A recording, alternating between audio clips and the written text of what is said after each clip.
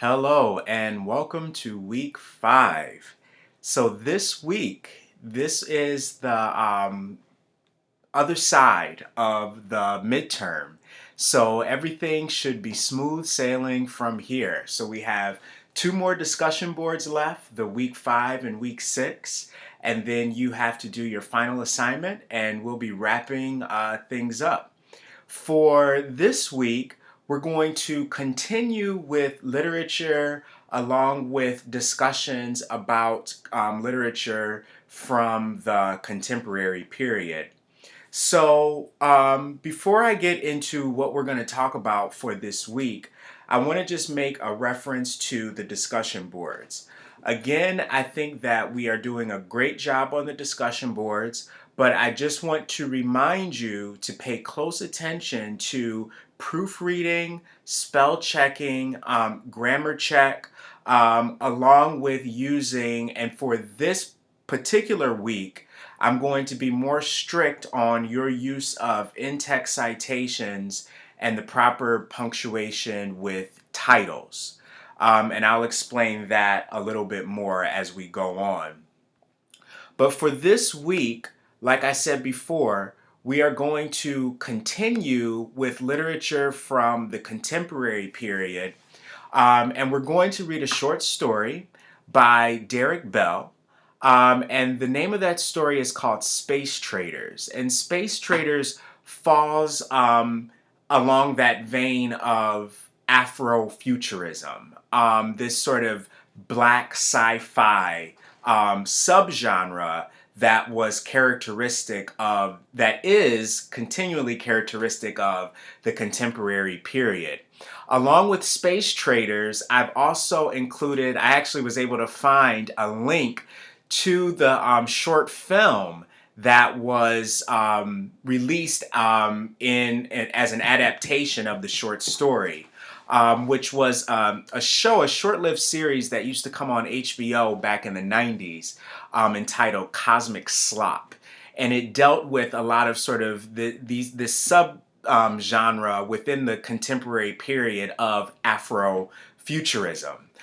So I would like you to read the short story and watch the film, which is about 30 minutes. It was actually a series that came on HBO. And so watch that and, think about some comparisons and contrasts between the short story and the film. The next thing that I included is an interview with Toni Morrison that was conducted with Charlie Rose, journalist Charlie Rose. And this is going to tie along with our discussion about her short story, Recitative, that we read last week. And also this idea of race. So I want you to and not only with this idea of race, but how race is used in stories, the difference in connotation with race based off of the racial sort of characteristics of the author and how they're, racializing their characters and how they describe their characters and how they describe the race of their characters. And Toni Morrison in this interview gets at issues around her critics, some of the questions that have been posed to her about why and how she writes racial themes and deals with racial themes in her fiction. So I want you to watch that interview and think about, some of the problems, some of the complications that are involved in the questions that are being posed to Toni Morrison about her work.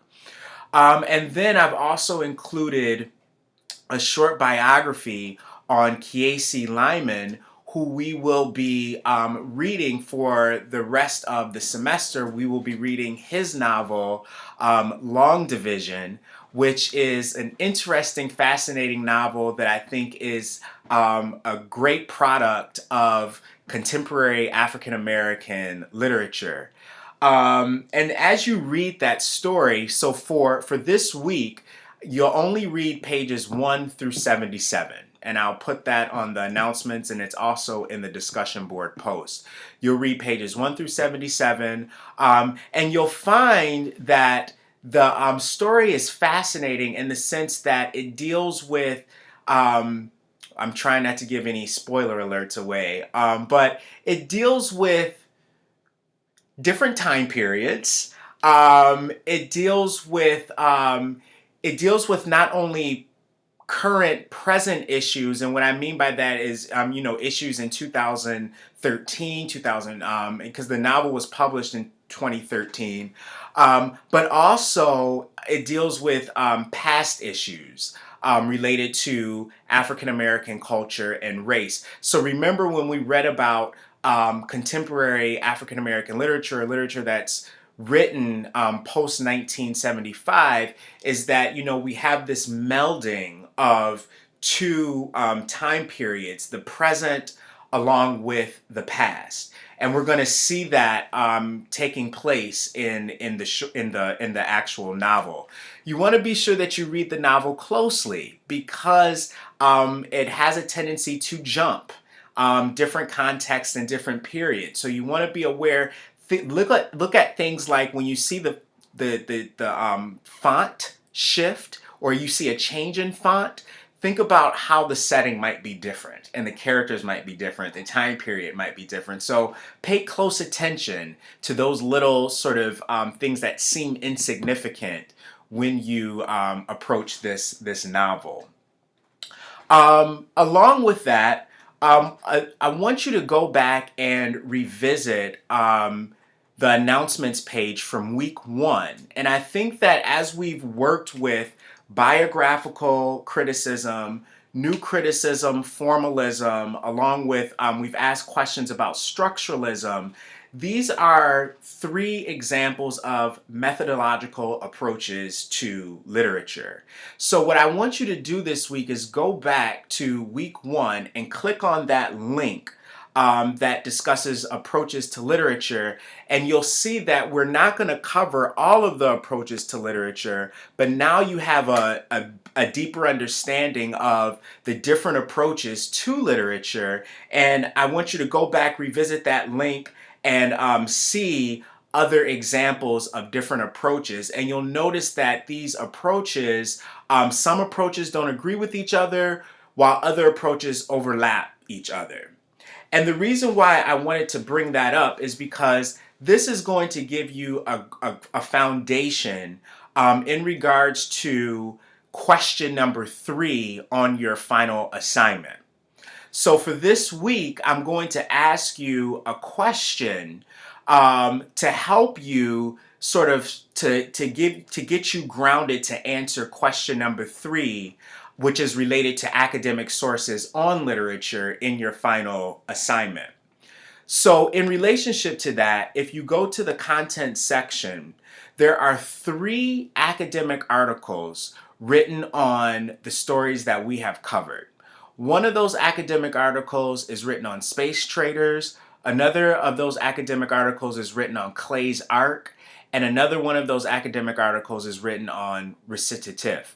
So remember, in question number 3 of the final assignment, you are going to have to analyze an academic source written about a piece of literature that we've read this semester. Now, for this week, you will choose one of those sources and you will answer questions about that source.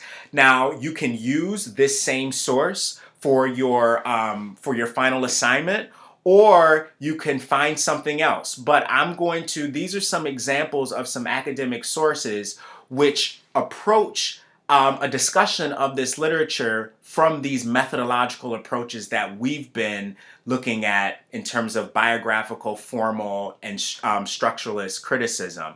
And you'll see that some of these methods overlap each other, and it's going to be a little bit difficult to sort of right there, determine how this essay is written. But my purpose for introducing you to this material is giving you a deeper context of how scholars write about literature. And, it only comes with more and more continued practice that you'll be able to see these characteristics clearly emerge out of the essays that you read, and then also making connections to the literature that you read, and then, eventually developing your literary thesis statements around this literature. So think about the things that we're doing now as sort of an introduction to that. So with that, I do not expect you to read and understand these essays from the first word to the last word.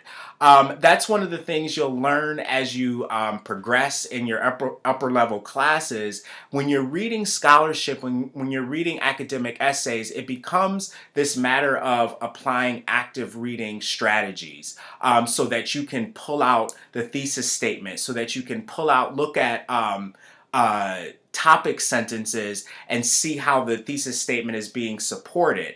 And also with academic essays are not necessarily meant to be read in one sitting. And so you'll find that as you go beyond in your upper level classes and you're reading academic research, you'll find that you have to revisit these essays or these articles to get a deeper understanding. So for this first week, I'm not expecting you, for instance, if you decide to answer questions about Cheryl Vent's academic essay on Clay's Arc, I'm not expecting you to read the essay in its entirety and to understand 100% of it. I do, however, want you to get an introduction, get your feet wet to academic research in literature and sort of, go through it. Look for things like bold print, look for things like sections. So an essay might be broken down into sections.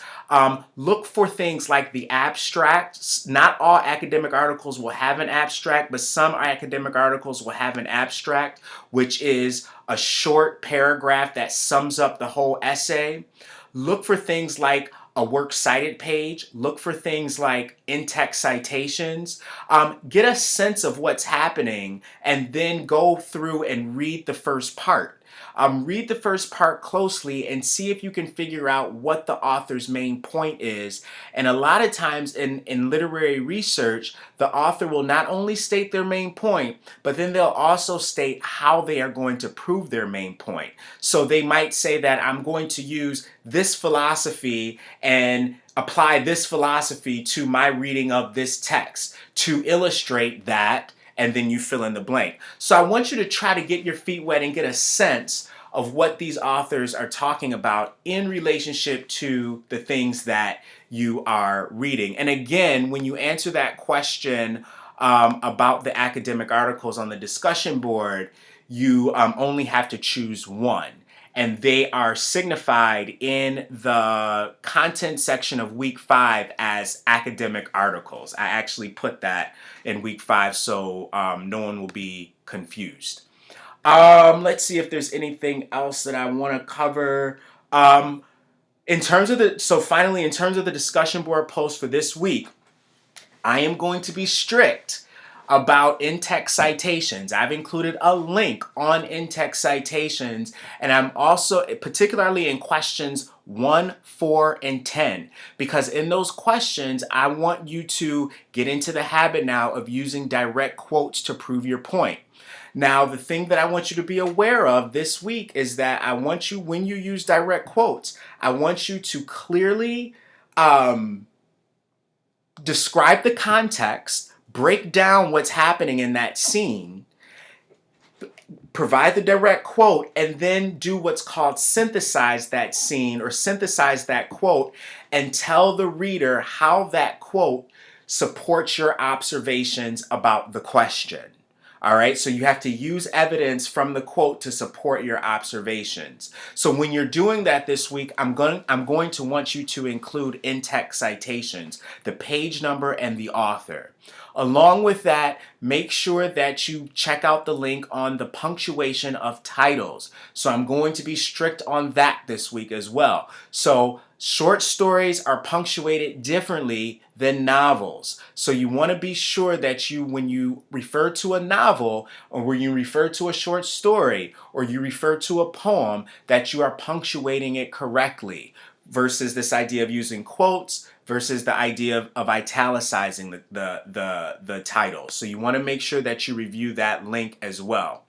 I'm just making sure that if there's anything else that I want to, yeah, everything from on the page is up and ready to go. If you have any questions, comments, or concerns, again, shoot me an email. Happy writing, happy reading, and I will see you in cyberspace.